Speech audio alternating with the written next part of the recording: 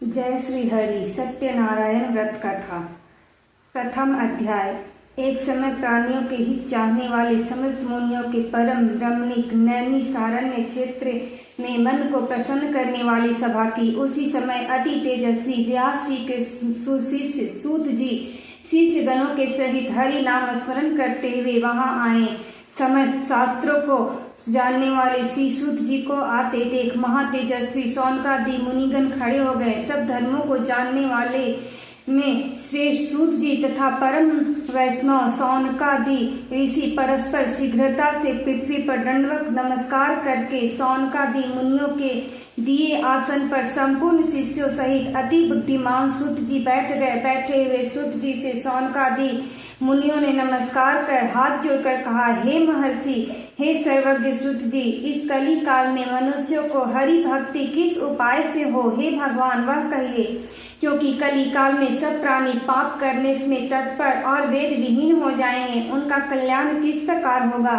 इस कलयुग में मनुष्य प्राणों को धारण किए थोड़ी आयु वाले, निर्धन और अनेक पीड़ा से युक्त होंगे। प्रायः पुण्य अति परिश्रम से होता है। इससे कलयुग में कोई मनुष्य पुण्य न करेगा और पुण्य के नष्ट होने पर सब पापों में प्रवृत्त हो जाएंगे।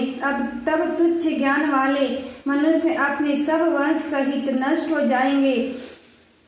हे सूत जी, किस तरह अल्प परिश्रम से थोड़े धन और कुछ ही समय में पुण्य प्राप्त हो, ऐसा कोई उपाय हम लोगों से वर्णन कीजिए। जिसके उपदेश से मनुष्य पुण्य पाप करता है वह उसका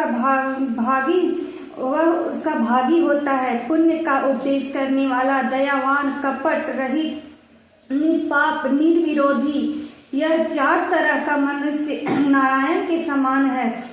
संसार में ज्ञानी होकर जो दूसरों को ज्ञान नहीं देता, उस पर ज्ञान रूपी परमेश्वर प्रसन्न नहीं होते। जो पर पुरुष रत्न रूपी ज्ञान से दूसरों को संतोष देते हैं, उन्हें मनुष्य रूप में धारण किए नारायण ही जाने। हे महामते, ऐसा कौन सा व्रत है जिसके करने से मनोवांछित फल प्राप्त होता है, वह हम लोगों की सुनने की इच्छा है। हे मुनिश्रेष्ठ, आप वेदांत के ज्ञाता हैं।